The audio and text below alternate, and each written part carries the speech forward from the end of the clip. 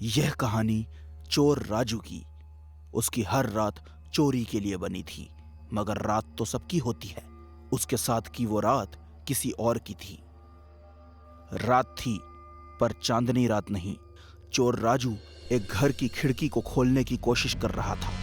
उसकी पीठ पर एक बैग टंगा हुआ था। घर के चारों ओर आंगन और बाउंड्री थी। राजू ये काम एक लोहे की छड़ से कर रहा था, जिसे उसने खिड़की के नीचे की ओर से अंदर की ओर कर रखा था।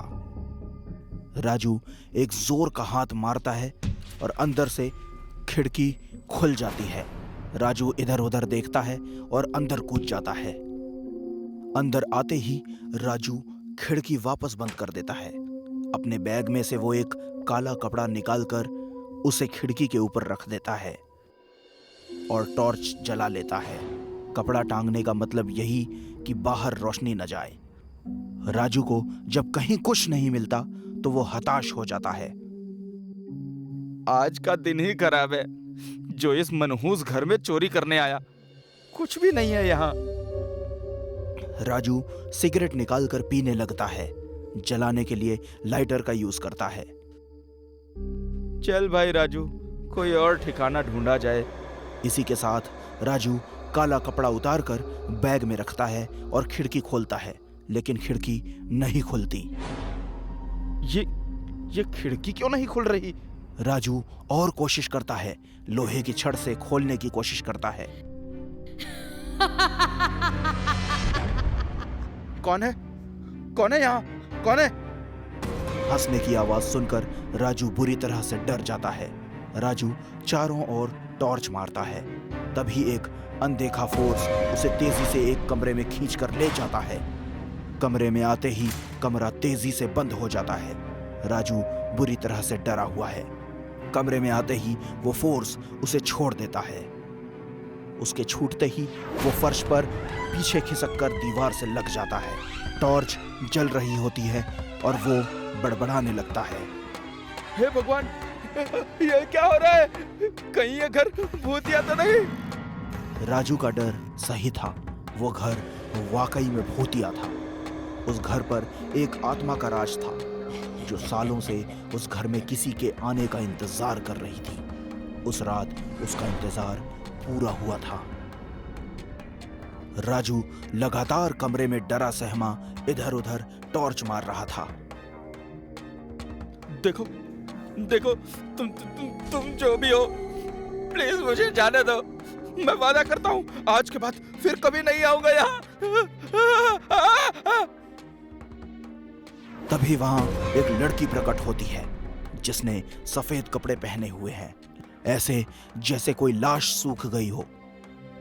राजू उसे देखकर बुरी तरह चीखता है। डरने और चीखने की जरूरत नहीं है। मैं तुझे जाने दूंगी। बस तू मेरे 2 काम कर दे। तुम जो बोलोगी मैं करूंगा। मुझे जाने दो बस। पहला काम, तुम्हें इस आदमी को हर हाल में यहाँ लाना है, और दूसरा, इस औरत को यहाँ बुलाना है। ठीक है, मैं लेकर आता हूँ। भूतनी राजू को 2 फोटोग्राफ देती है। आदमी के फोटो के पीछे उसका एड्रेस लिखा है। वही महिला की फोटो के पीछे उसका फोन नंबर लिखा होता है। रुको, तुम इन्हें लाने जा सकते हो, लेकिन तुम्हारे आने तक तुम्हें अपनी जगह अपनी किसी करीबी को यहाँ छोड़ना होगा। अगर ऐसा नहीं करेगा तो तू यहाँ से कभी नहीं जा पाएगा। फोन लगा। राजू को कुछ समझ नहीं आता कि वो क्या करे। आखिर में वो फोन लगाता है।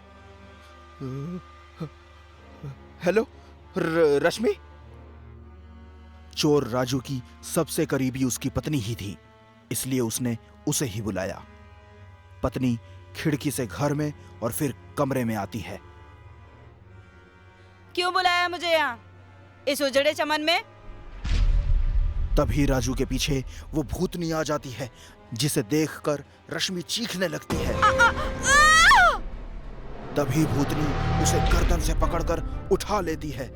ये क्या कर रही हो तुम? छोड़ दो इसे, छोड़ दो, प्लीज छोड़ दो, इसे मत मारो, इसे मत मारो। परेशान मत हो, बस यही देख रही थी कि तू जिसे यहाँ छोड़कर जा रहा है वो सच में तेरी करीबी है कि नहीं। अब जा, जल्दी से फोटो वाले आदमी को लेकर आ, कैसे भी करके ला, पर लेकर आ, और उस औरत को फोन करके ही बुला लेना।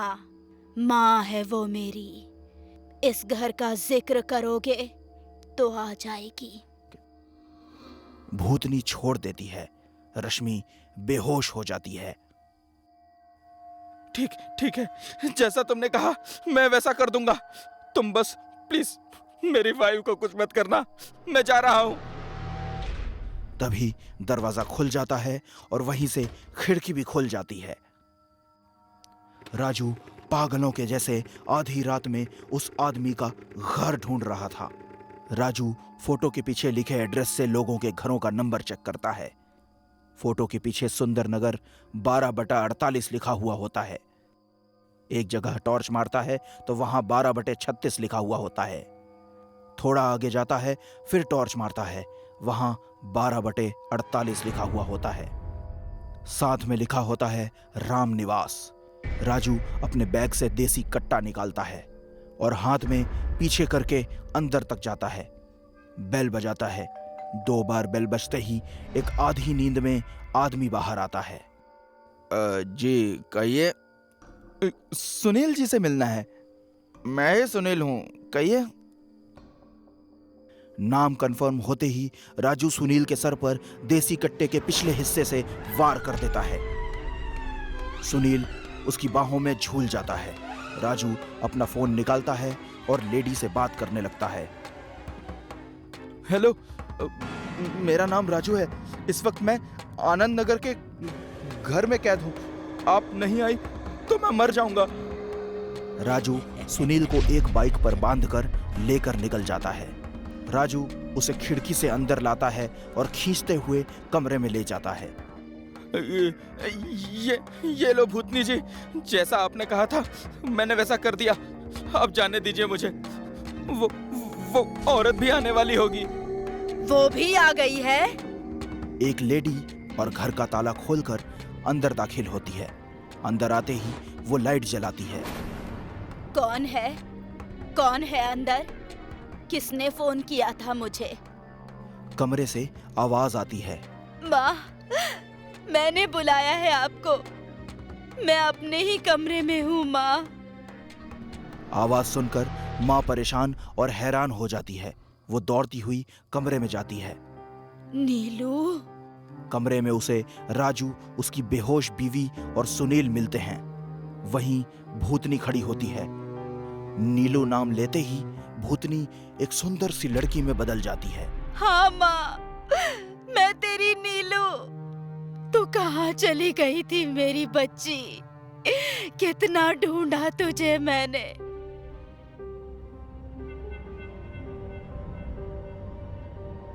तुम जिंदा हो? मगर मैंने तो तुम्हें अपने हाथों से मारा था। यही। सुन लिया माँ, मेरे मंगेतर ने ही मुझे मारकर इस पलंग के नीचे दफन कर दिया, क्योंकि मैंने इसे जबरदस्ती करने से रोका था। तब इसने मेरे विश्वास को चीरा था। अब मैं इसे चीर दूंगी। अब मैं आजाद हूँ माँ, अब मैं आजाद हूँ। चलती हूँ माँ। इतना कहकर नीलू फिर से भूतनी बन जाती है और अपना हाथ सुनील की ओर करती है और गर्दन टेढ़ी करती है। सुनील दीवार से जाकर चिपक जाता है और उसका हाथ मुड़कर टूट जाता है। फिर टांगे भी मुड़कर टूट जाती हैं। उसका मुंह टेढ़ा और बड़ा सा फट जाता है। भूतनी गायब हो जाती है। वहां कमरे में रोती माँ, हैरान राजू और बेहोश राजू की पत्नी होती है। हर इंसान को अपने कर्मों का फल इसी जन्म में भुगतना पड़ता है। इसलिए कहता हूं, बुरा कर्म करने से पहले सोच लो। अगर उसका परिणाम तुम्हें भुगतना पड़ेगा तो क्या सह पाओगे?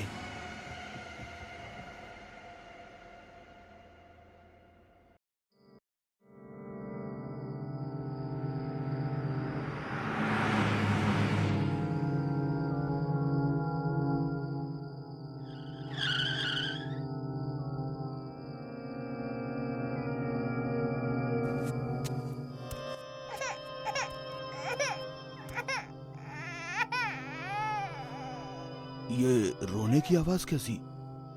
मैं देखता हूँ।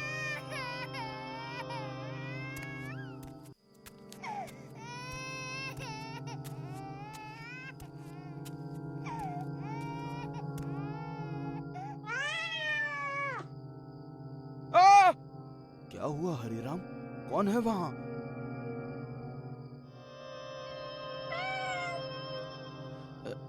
नहीं भैया, यहाँ कोई नहीं है। लगता है किसी ने मजाक किया है। कोई मजाक कर रहा था, शायद भाग गया।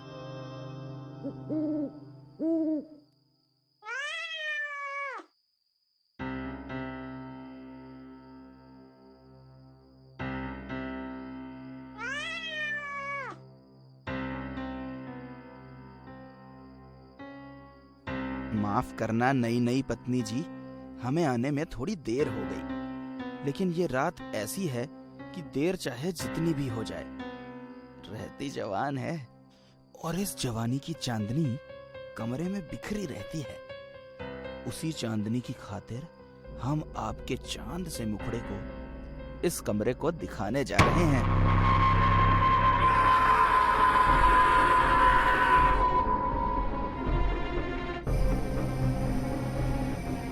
और कितनी पियोगे? बहुत हो गया पीना। चलो अब चलकर सो जाओ। अरे ऐसे कैसे सो जाएं?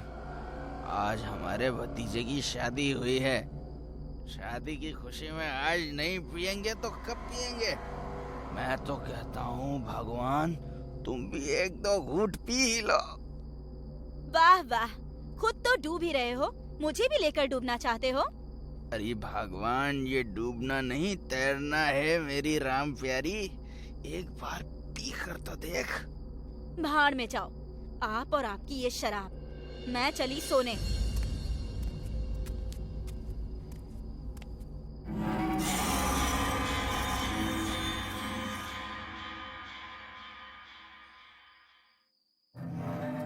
अरे उर्मिला, तुम वापस क्यों आई? जाओ, मुझे चैन से पीने दो। अरे भगवान, तेरी आवाज को क्या हुआ? पहचाना? चारू, तू? आपने हमको पहचान लिया। हमको तो लगा था आप हमको पहचानोगे ही नहीं।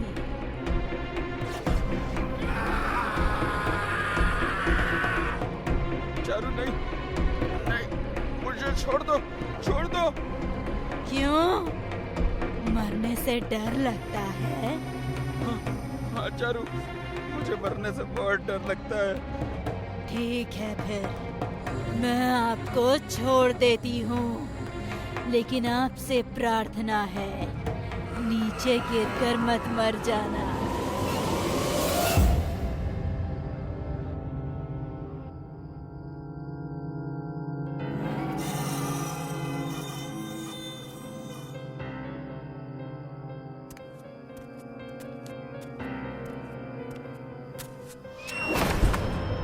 कौन है?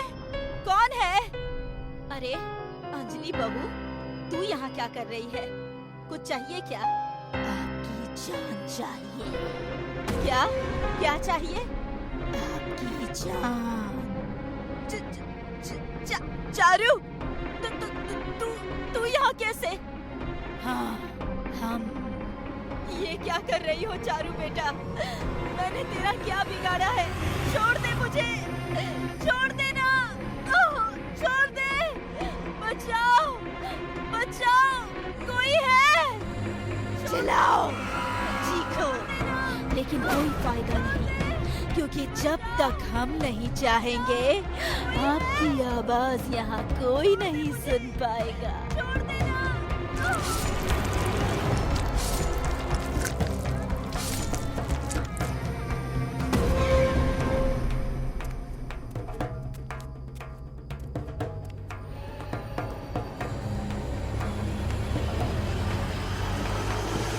चारू? अरे, पहचान लिया? मुझे तो लगा था चाहे कुछ हो जाए, आप मुझे नहीं पहचानेंगे। ये तो कमाल हो गया। कि मैं सबको याद हूँ। लेकिन तुम तो मर चुकी हो, फिर तुम यहाँ कैसे? मर तो चुकी हूँ, लेकिन क्या करती, बदला लेने के लिए मुझे वापस आना पड़ा। जैसा आप लोगों ने किया वैसा तो कोई दुश्मन भी नहीं करता। वैसे हमने आपके भाई और आपकी पत्नी को तो मार दिया, अब आपकी बारी है। आपके बाद बाकी सबको मार डालेंगे।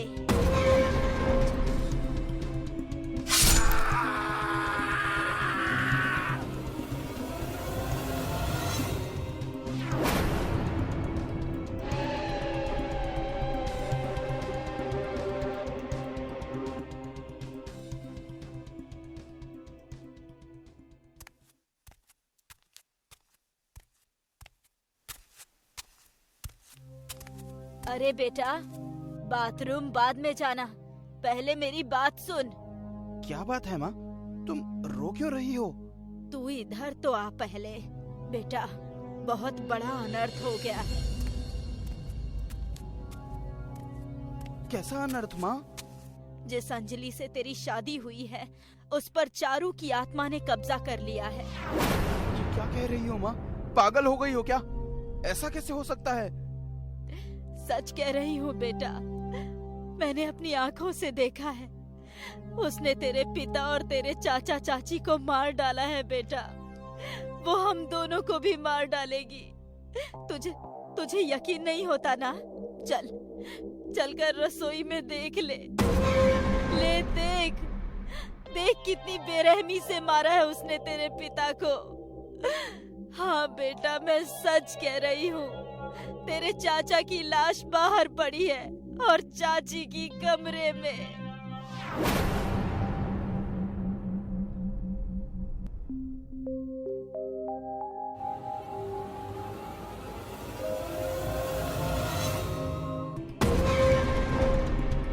हाँ माँ, आप सही कह रही हैं। मैंने रात में ही देख लिया था कि अंजलि नहीं, कोई और है। लेकिन वो चेहरा देखकर मैं बेहोश हो गया। सुबह उठा तो मुझे सब सपने जैसा लगा। अब हम क्या करेंगे माँ? अगर हम भागना भी चाहेंगे तो ये चारू हमें कहीं नहीं जाने देगी। क्यों ना हम चारू के पास जाकर उससे माफी मांग लें? बेटा, उसकी आत्मा गुस्से में है। अगर उसने हमें माफ नहीं किया तो? आगे खाई पीछे कुआं है माँ, गिरना दोनों जगह है। खतरा तो उठाना पड़ेगा। गलती की माफी मांग ली तो शायद वो hमें माफ कर दे। जैसा तू कहे बेटा, डूबते को तो तिनके का सहारा ही चाहिए। चल देखते हैं क्या होता है। अंजलि! चारू! चारू बेटा, क्या बात है, तुम दोनों भी हमको पहचान गए? कैसे नहीं पहचानेंगे, आखिर हम एक ही गांव के जो हैं बेटा। और तुम्हें तो मैंने गोद में खिलाया है चारू बिटिया। बिटिया नहीं, बहू। अगर तुम लोग भूल गए हो तो हम अपनी राम कहानी खुद अपने मुंह से ही सुना देते हैं। सुनो, हमारी और विकास की शादी कुछ महीने पहले हुई थी, लेकिन शादी के बाद ही तुम लोग हमें हमारे पिताजी के पास छोड़कर शहर चले गए और हमारे ही दहेज के पैसों से व्यापार खड़ा करके अमीर बनकर हमें ही भूल गए। नहीं चारू बेटा, हम कुछ नहीं भूले हैं। हम तो तुम्हें लेने आने वाले थे, लेकिन तब तक बहुत देर हो चुकी थी बेटा। ओह, मतलब आप लोग ईमानदार थे, हम लोग ही गलत सोच के चलते मर गए। हाँ, काश आप लोग समय पर आ जाते तो आज हम और हमारे पिता जिंदा होते। झूठ बोलकर तो इंसान को बहला सकती है बुढ़िया, लेकिन तो नहीं। तुम लोगों के पैसों की लालच ने मेरा पूरा परिवार खत्म कर दिया। जानती है ये तो जानकी? तुम सबकी वजह से पूरे गांव में हमारी बदनामी हुई। हम कहीं भी जाते थे तो लोग हम पर हंसते थे, मजाक उड़ाते थे। हमें छोड़ी हुई बताकर लड़के गंदे गंदे ताने मारा करते थे, इशारे करते थे। इसी बदनामी के के भार ने एक दिन हमारे माता पिता को मार डाला और फिर मुझे, और मेरे मरते ही तुम दूसरी शादी के लिए आजाद हो गए। कितना पैसा लिया इस अंजलि से? बोलो। 15 लाख कैश, एक गाड़ी, एक बाइक, फ्रिज, टीवी, सब। लेकिन तुम कहती है तो हम सब वापस कर देंगे बेटा। बस हमें माफ कर दे। हमने सोचा नहीं था कि ऐसा कुछ हो जाएगा। माफ कर दे हमें। चारू, मैं मानता हूँ कि हमसे गलती हुई है। हम अपनी गलती के लिए शर्मिंदा हैं। प्लीज हमें माफ कर दो। प्लीज अंजलि के शरीर को छोड़ दो। ऐसे कैसे छोड़ दे? जब तक मेरा बदला पूरा नहीं होगा मुझे मुक्ति नहीं मिलेगी, और मुक्ति पाने के लिए तुम दोनों का मरना जरूरी है। नहीं चारू बेटा, थोड़ा तो ख्याल करो। मैं तुम्हारी सास हूँ और सास माँ समान होती है। ऐसी माँ मुझे नहीं चाहिए।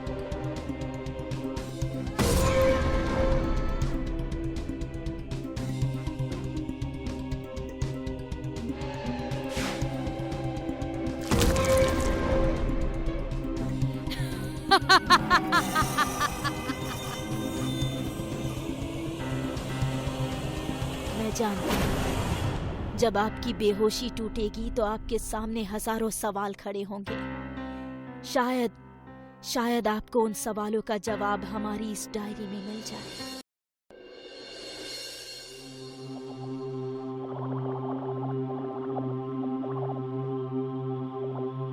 हाय ब्यूटीफुल। अरे बबलू, तुम आओ आओ, अंदर आओ। दुनिया की सबसे सबसे खूबसूरत लड़की को मेरी तरफ से प्यार भरा हैप्पी हैप्पी हैप्पी बर्थडे।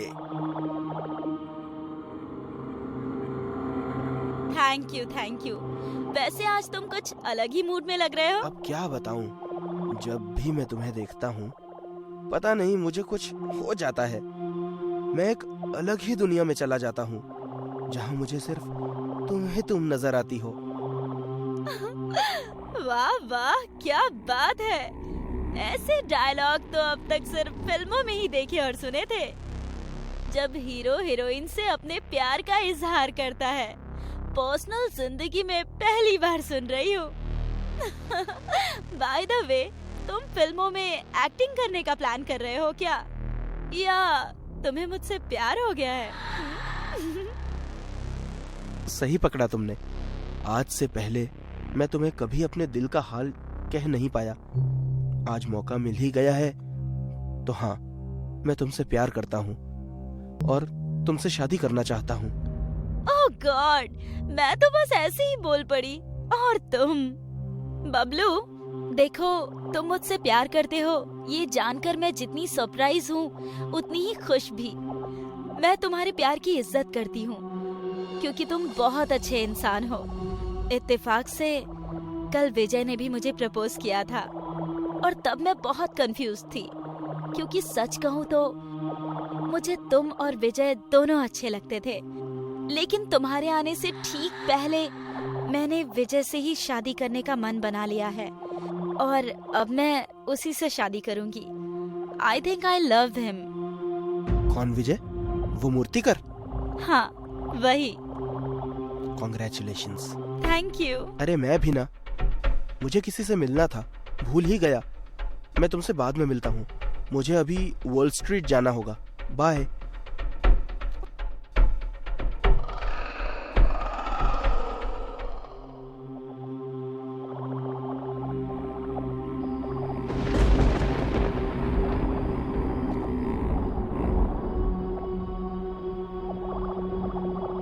चलो भाई, मूर्ति भी बनकर तैयार हो गई। थोड़ी देर सूखने देता हूँ, फिर नेहा को जाकर उसका बर्थडे सरप्राइज देता हूँ। इसे देखकर वो बहुत खुश हो जाएगी क्योंकि वो भगवान शिव की सवारी नंदी जी को बहुत पसंद करती है।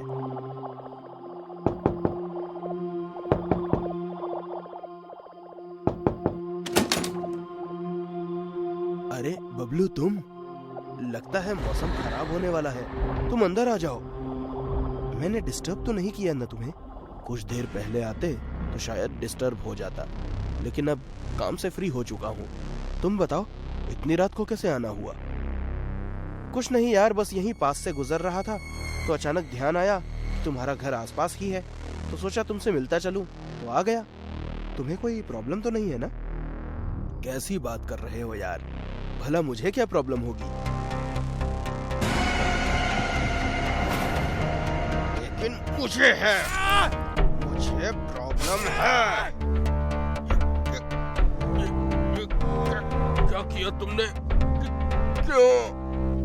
क्योंकि मैं भी नेहा से प्यार करता हूँ और तुमसे ज्यादा करता हूँ। देख लो, तुम्हें मारने में जरा भी घबराया नहीं। मारे जाने के बाद नेहा मेरी होगी, सिर्फ मेरी होगी नेहा।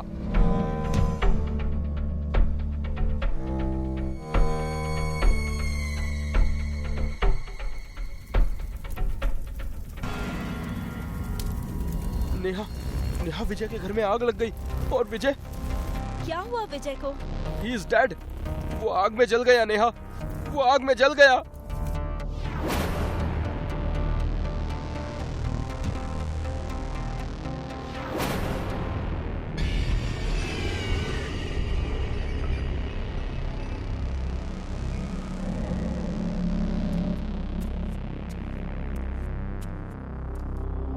ये कैसा घर है?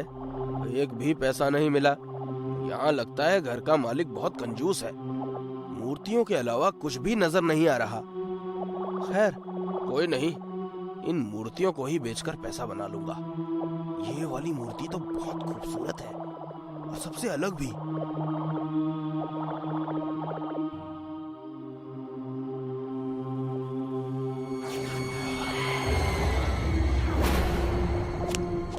भूत भूत भूत भूत भूत!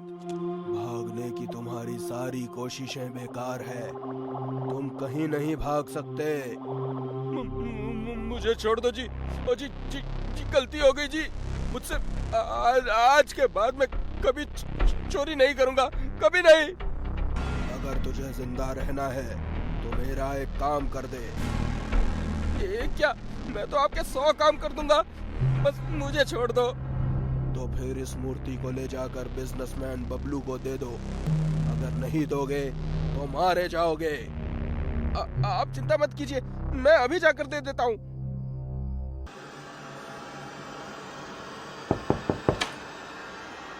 जी कहिए। जी मुझे बबलू जी से मिलना है। मैं ही हूँ बबलू, कहिए। बहुत अच्छे सर। सर हमारी कंपनी की तरफ से फोन नंबर के जरिए लकी ड्रॉ करवाया गया था जिसमें आपका नाम आया है, इसलिए आपको बिल्कुल फ्री गिफ्ट दिया जा रहा है। ये रहा। Oh thank you.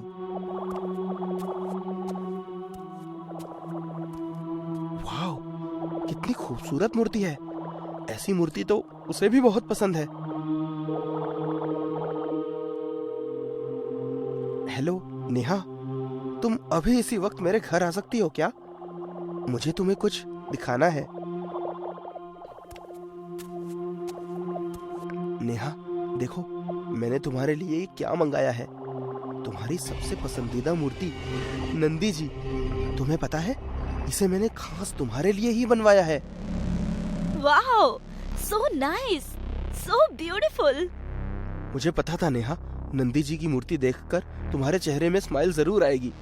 इस स्माइल को देखने के लिए मैं न जाने कब से तरस रहा था। नेहा, जाने वाला तो चला गया, अब उसका सोच सोच कर इस जिंदगी को सैड बनाना क्या सही है? बबलू, मैं तुम्हारी बात अच्छे से समझती हूँ, लेकिन मैं क्या करूँ? मैं विजय से प्यार करती हूँ और जब तक मैं जिंदा हूँ उसके सिवाय किसी और के बारे में सोच भी नहीं सकती। जिंदगी बहुत बड़ी है नेहा, इसे यूं बर्बाद मत करो। आखिर तुम कब तक यूं ही गम के साए में अकेली तड़पती रहोगी? मुझसे तुम्हारी ये हालत देखी नहीं जाती। अगर तुम्हें सही लगे तो मैं तुम्हारा दुख अपने साथ शेयर करना चाहता हूँ। बबलू, मैं जानती हूँ कि तुम मेरे सबसे अच्छे दोस्त हो और मुझे ये भी पता है कि तुम मुझे बहुत खुश रखोगे, लेकिन सॉरी बबलू, मैं विजय की जगह किसी और को नहीं दे सकती। और प्लीज आज के बाद हम इस टॉपिक पर कोई बात नहीं करेंगे। तुम बैठो, मैं तुम्हारे लिए कोल्ड ड्रिंक लाता हूँ।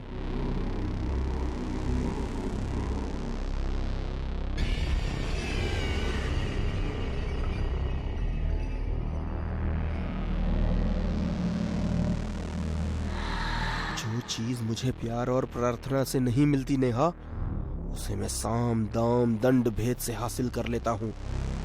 कुछ ही देर में तुम मेरी बाहों में होगी। ये लो कोल्ड ड्रिंक पियो, इसे पीने से तुम्हारा दिमाग थोड़ा ठंडा और ताजा हो जाएगा। कोल्ड ड्रिंक मत पीना नेहा।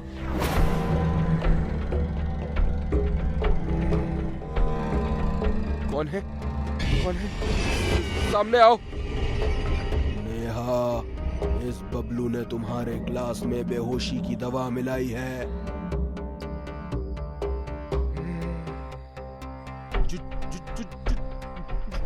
झूठ है नेहा, मैंने कुछ नहीं मिलाया है। कौन है? सामने आओ, आओ सामने।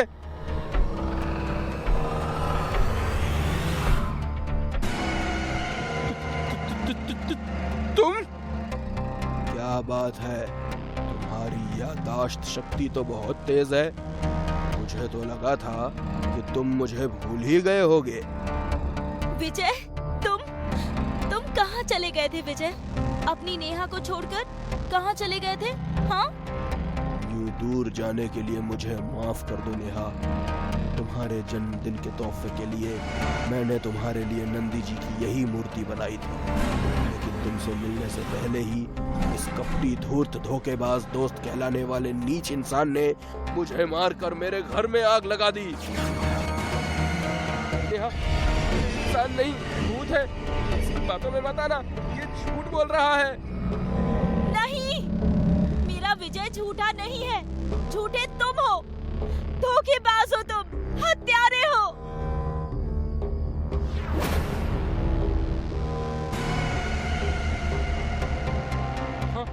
हाँ, मैं हत्यारा हूँ और हत्यारा मैं तेरी वजह से ही बना हूँ, समझी? मैंने तुझे अपनी जान से ज्यादा प्यार किया है नेहा, लेकिन तुमने मुझे छोड़कर 2 टके के मूर्तिकार को चुन लिया। तुमने मुझे न ठुकराया होता, मुझसे शादी कर ली होती तो विजय को मरना नहीं पड़ता, समझी तू? तुमने बनाया है मुझे हत्यारा। विजय, बचाओ मुझे, बचाओ विजय। खबरदार आगे बढ़े तो मैं इसे भी मार दूंगा। चले जाओ यहाँ से, चले जाओ। तू एक आत्मा को धमका रहा है। हंस क्या रहा है? चले जा यहाँ से, तो मैं सच में इसे मार दूंगा। उस दिन तो तूने मुझे धोखे से मार दिया था कमीने, लेकिन आज तू किसी को नहीं मार पाएगा।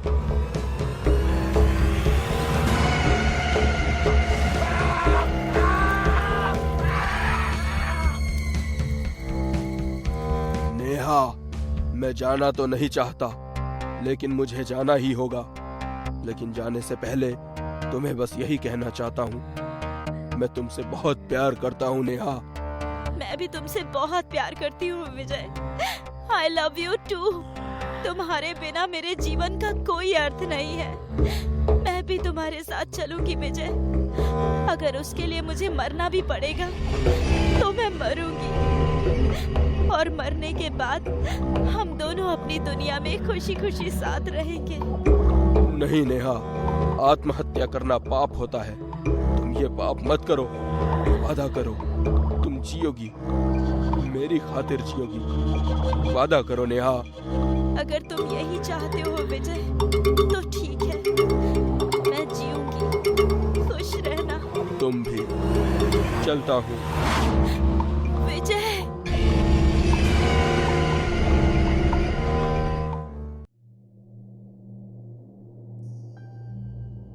और दोस्तों, क्या टॉक शॉक हो रही है? कुछ नहीं, शैतान को ही याद किया था कि तू आ गया। वैसे अच्छा हुआ तू आ गया। चल दारू पिला। अबे दारू छोड़ दी हमने। वैसे भी दारू पीना बुरी बात होती है। दारू पीने से लीवर सड़ जाता है, और एक बार जो लीवर खराब हो गया तो तेरी टाएं टाएं फीस ही समझो। अगर तुम ऐसा बोल रहे हो तो ठीक है, आज से मेरा भी दारू बंद।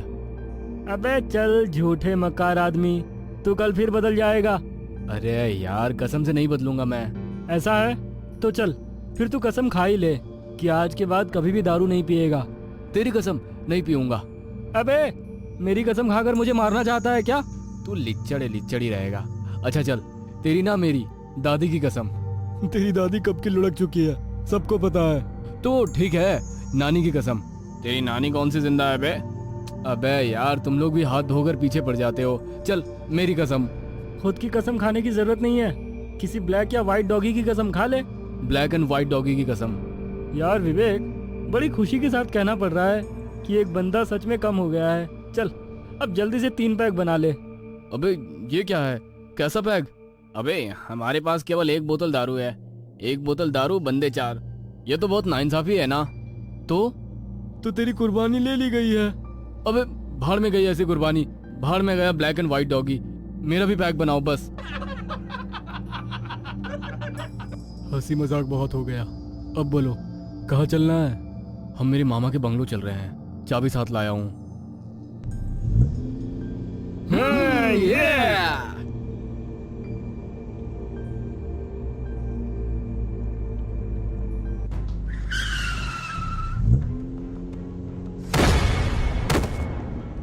अबे ओ पागल, खुद भी मरेगा दूसरों को भी मारेगा। हाँ तो क्या बोल रहा था तू बुड्ढे? ओ बुड्ढे बोल अब क्या बोल रहा था? तुम लोगों ने मेरी रोजी रोटी का नुकसान किया है, इसकी भरपाई कौन करेगा? ये तो तुझे बोलने से पहले सोचना चाहिए था ना। जो बच गया है उठा और निकल, और आगे से ध्यान रखना अपनी औकात से बाहर जाकर हम जैसे अमीरों से पंगा लेने की कभी भी कोशिश मत करना। हम तो सोचे थे कि बोलने में तेरी घिग्गी बन जाती है, पर तू तो तेज धार जुबान वाला है। ये लोग ऐसे ही जुबान समझते हैं, आज के बाद हम जैसों से कभी नहीं उलझेगा।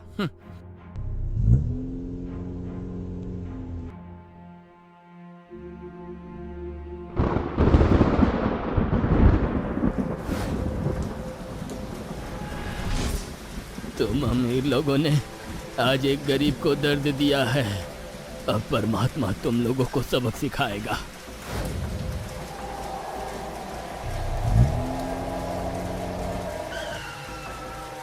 तुम लोग बॉक्स लेकर आओ, मैं दरवाजा खोलता हूँ।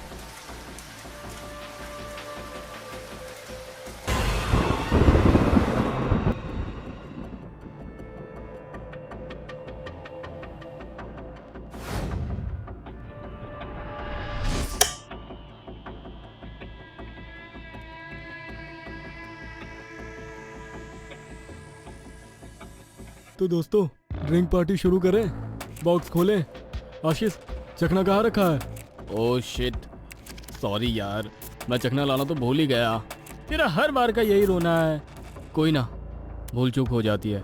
विवेक तू म्यूजिक चालू कर, मैं चखना ऑर्डर करता हूँ। लेकिन इतनी रात को चखना कौन लेकर देगा? पिज्ज़ा वाला, एक वही है जो इतनी रात को चखना ला सकता है। Hello pizza hub. सर बोलिए। जी मुझे क्रॉस रोड बंगलो नंबर 8 में एक पिज्ज़ा चाहिए। ओके सर, आपका ऑर्डर 15 मिनट में मिल जाएगा। सर क्या आप मेरी डिलीवरी बॉय से बात करवा सकते हैं? जी श्योर। दिनेश लाइन पर आओ। यस सर, मेरा नाम दिनेश है। कहिए।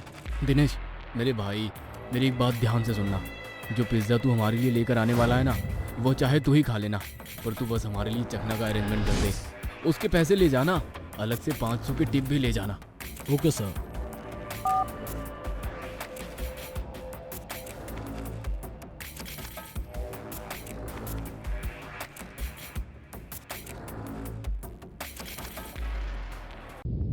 अबे यार ये क्या हो रहा है?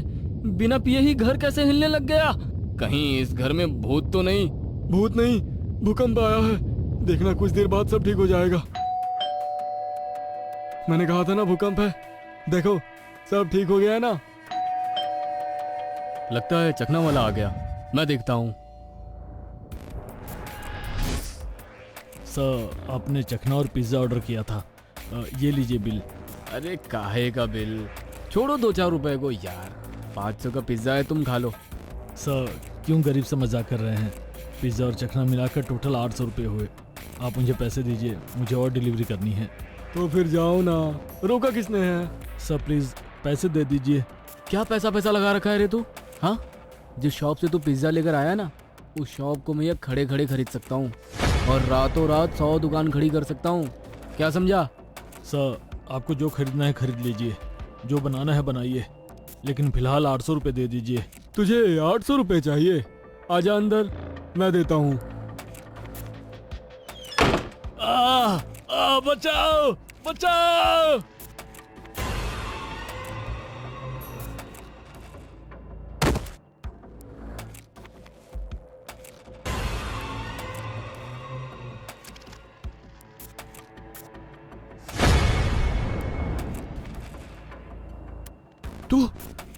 तुझे तो हम बाहर, तू अंदर कैसे आया? बदला लेने आया हूँ।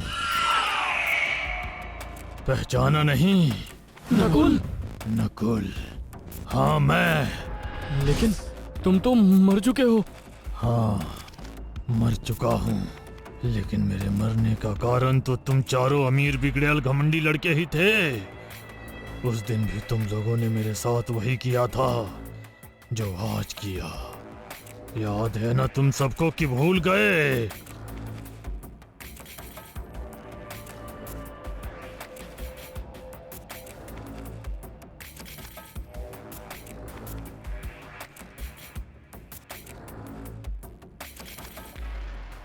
बचाओ!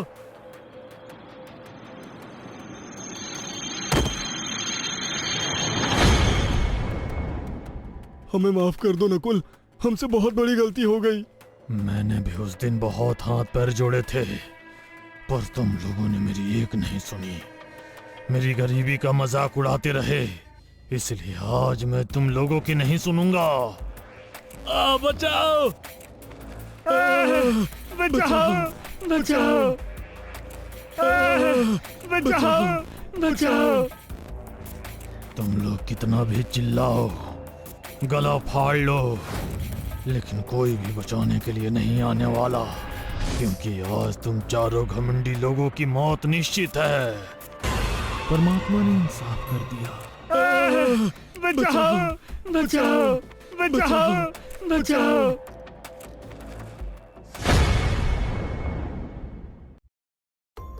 कमलापुर गांव में कमला भूतनी का आतंक छाया था। वो जब भी किसी नई दुल्हन को देखती तो उस पर सवार हो जाती थी और बाद में उसके पूरे परिवार को एक एक करके मारकर खा जाती थी। उसकी डरावनी कहानियां पूरे गांव में बच्चा बच्चा जानता था। अब आगे। काली अंधेरी रात में एक जंगल के रास्ते से 4 गाड़ियां जा रही होती हैं, जिसमें से एक दुल्हा दुल्हन की सजी हुई कार भी होती है। सब लोग हंसी मजाक करते हुए जा रहे होते हैं। तभी अचानक रोली को बहुत तेज प्यास लगने लगती है और वो अपने पति से कहती है, सुनिए, मुझे बहुत तेज प्यास लग रही है। क्या हुआ? क्या कुछ कहा तुमने? मुझे बहुत तेज प्यास लग रही है। थोड़ी देर रुक जाओ, घर बस 1 घंटे की दूरी पर है। घर चलकर पानी पी लेना, और वैसे भी इस जंगल में कहां पानी मिलेगा। ठीक है। रोली को कार की खिड़की से जंगल के रास्ते में एक कुआं दिखाई देता है। वो राकेश से कार रुकवाकर पानी लाने को कहती है। राकेश अब कार रुकवाकर कुएं से पानी लाने जाता है, लेकिन रोली से प्यास बर्दाश्त नहीं होती और वो भी उसके पीछे जाती है। अरे तुम कार से नीचे क्यों उतरी? क्या तुम्हें पता नहीं है कि ये जगह सेफ नहीं है? मुझे बहुत तेज प्यास लगी थी। अरे तो मैं पानी ला ही रहा था, जाओ तुम कार में जाकर बैठो। तभी अचानक रोली बहुत तेजी से आगे कुएं की तरफ झुकती है, जैसे पीछे से किसी ने उसे धक्का दिया हो, और उसके हाथ में बंधा शादी का चाकू और कंगन खुलकर कुएं में गिर जाता है। लेकिन रोली को इसका पता नहीं चल पाता। रोली को संभालते हुए राकेश चिल्लाता है, अरे रोली संभालो! मुझे लगा किसी ने मुझे पीछे से धक्का मारा। जाओ जाकर कार में बैठो। अब रोली कार में डरे सहमे बैठी होती है और कुएं के पास के सीन को याद कर रही होती है। तभी थोड़ी देर में सारी गाड़ियां घर पहुंच जाती हैं। सुनीता रोली को बड़े प्यार से कार से उतारकर घर में प्रवेश कराती है। तभी उसकी पड़ोसी पीछे से बोलती है, हाय हाय, बहू के हाथों में तो शादी का कंगन और चाकू नहीं है जो बहुओं को बुरी नजर से बचाता है। बहू, कंगन और चाकू कहाँ है? पता नहीं माँ जी, जब घर से चली थी तब तो हाथ में ही बंधा था। रोली सुनीता को कुएं वाली बात बताने वाली होती है। तब तक राकेश बात बदलते हुए उसे चुप करा देता है। उसके बाद सुनीता नए जोड़े को उनके कमरे में छोड़ आती है।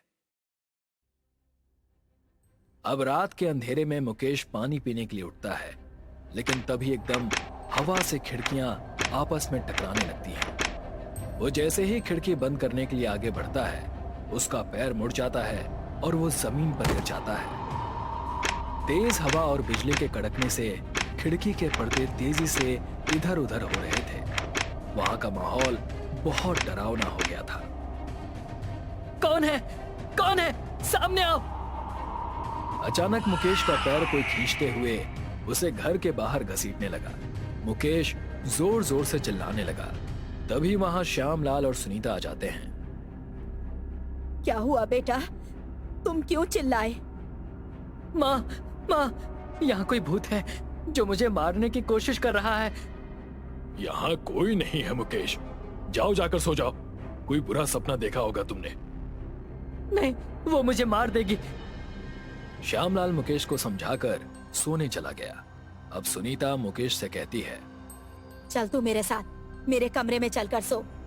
उन दोनों के जाते ही घर का दरवाजा खुलता है और कमला भूतनी, जो कि शादी के जोड़े में है, घर के अंदर आकर घर को देखते हुए भयानक हंसी में हंसने लगती है और डरावने तरीके से धीरे धीरे चलती हुई राकेश के कमरे में जाती है।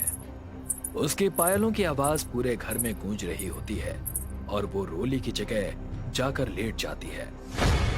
अब दूसरे दिन घर में खुशी का माहौल है और सुनीता पंडित जी को बुलाती है, जो कि गेट पर खड़े होते हैं। अरे पंडित जी, यहाँ आइए, बहुत देर कर दी आपने। अरे सुनीता बहन, क्या करें, शादियों का सीजन है, इसीलिए बहुत भागा दौड़ी हो रही है। हाँ वो तो है।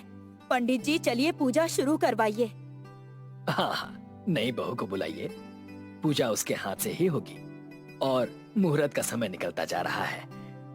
सुनीता अब रोली को लेकर आती है, लेकिन रोली बहुत ही अजीब तरीके से चलकर आती है और पूजा में बैठने से मना कर रही होती है। क्या हुआ बहू? जल्दी चलो, पूजा का समय निकल रहा है। माँ, मैं पूजा नहीं करूंगी, मेरी तबीयत ठीक नहीं लग रही। अरे ये जरूरी पूजा है बहू, और हमारे घर का रिवाज है कि नई बहू के हाथ से ही ये पूजा करवाई जाती है। सुनीता की बात सुनकर रोली को बहुत गुस्सा आने लगता है और उसकी आंखें लाल हो जाती हैं और तभी वो घूंघट के अंदर से फूंक मारती है और अचानक तेज आंधी के साथ काली घटा छा जाती है और मंदिर के पास रखा सारा सामान गिरने लगता है और हवा में उड़ जाता है। घर के सारे लोग इधर उधर दीवार का सहारा ढूंढने लगते हैं। ये देखते ही पंडित चिल्लाने लगता है, अनर्थ, घोर अनर्थ। क्या हुआ पंडित जी, आप ऐसे क्यों बोल रहे हो? ये कोई साधारण आंधी नहीं है, काली शक्तियों की माया से उत्पन्न की गई आंधी है। जरूर कुछ अनिष्ट होने वाला है। अब पंडित की नजर रोली पर पड़ी, जो कि एक जगह बिना हिले डुले खड़ी सब देख रही थी और बाकी पूरे घर के लोग इधर उधर परेशान आंधी से बचने की कोशिश कर रहे थे। पंडित तुरंत अपने झोले से गंगा जल निकालकर हवा में चारों तरफ छिड़कते हुए मंत्रों का उच्चारण करता है। थोड़ी देर में सब शांत हो जाता है, लेकिन रोली पंडित को घूरने लगती है। तभी सुनीता उसे कमरे में जाने के लिए कहती है, पंडित जी, आप किस अनिष्ट की बात कर रहे थे? कुछ नहीं श्यामलाल, तुम्हारे घर को शुद्ध करना होगा। इस पर काली शक्तियों की नजर पड़ चुकी है और मैं अगले 5 दिन बाद आकर यहाँ पर एक हवन करूंगा, तब सब ठीक हो जाएगा। ठीक है पंडित जी। अब रोली घर में रोज कोई ना कोई अजीब हरकतें करने लगती है और एक दिन दोपहर में सुनीता रोली को देखकर चिल्लाती है। उसकी चीख सुनकर घर के सारे लोग वहां आ जाते हैं। क्या हुआ माँ, तुम ऐसे क्यों चिल्लाई? इसको देखो, ये पागल हो गई है क्या? ये क्या खा रही है?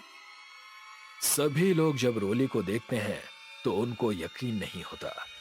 रोली खाने की टेबल पर बैठी खुले बालों में नॉनवेज खा रही होती है, वो भी बहुत अजीब और भयानक तरीके से नोच नोच कर, जैसे कोई जानवर खाता है। राकेश उसके पास जाकर नॉनवेज को उठाकर घर के बाहर फेंक देता है। ये देखकर रोली को बहुत गुस्सा आता है और वो उसका गला पकड़कर उसे हवा में उठा देती है। सब लोग रोली का हाथ पकड़कर उससे राकेश को छुड़ाने लगते हैं।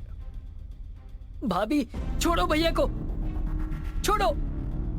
तेरी इतनी हिम्मत कि तू कमला भूतनी का खाना उससे छीनेगा? मैं तुझे ही खा जाऊंगी। कमला भूतनी? कौन कमला भूतनी? अरे आप जाकर पंडित जी को फोन करके बुलाओ, वरना ये हम सबको मार देगी। बुढ़िया, तुझ पर बहुत चर्बी चढ़ी है। तू मेरे सारे काम बिगाड़ती है। मैं सबसे पहले तुझे ही खा लेती हूँ।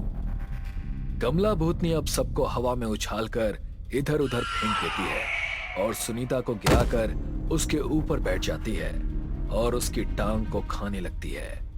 पूरे फर्श पर खून बहने लगता है।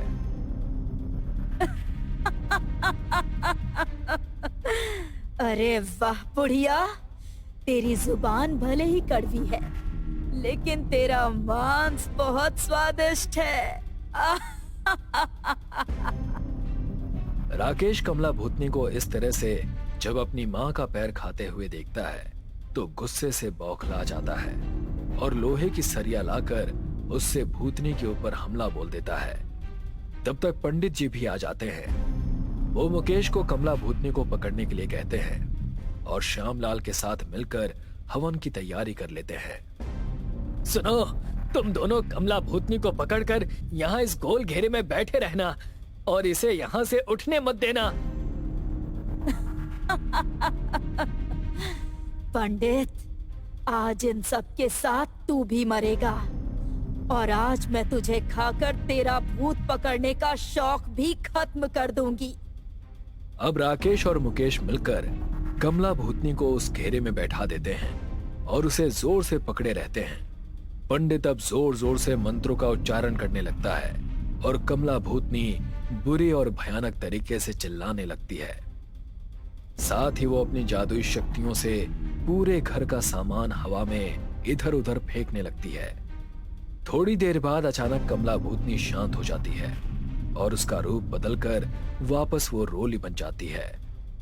लेकिन तभी रोली के शरीर से एक काला साया बाहर निकला और पंडित ने उसको एक कपड़े में लपेटकर उस हवन की आग में स्वाहा कर दिया। राकेश, आज से ये कमला भूतनी किसी को नहीं सताएगी, क्योंकि मैंने इसकी आत्मा को हवन कुंड में स्वाहा कर दिया है। अब राकेश और मुकेश पीछे मुड़कर सुनीता के पास जाते हैं और रोने लगते हैं, क्योंकि सुनीता की गर्दन और एक पैर को कमला भूतनी ने खा लिया होता है और उसकी लाश खून से सनी पड़ी होती है। थोड़ी देर बाद रोली को होश आ जाता है। वो जब सुनीता की लाश देखती है तो बिलख बिलख कर रोने लगती है और पूरे परिवार में शोक छा जाता है।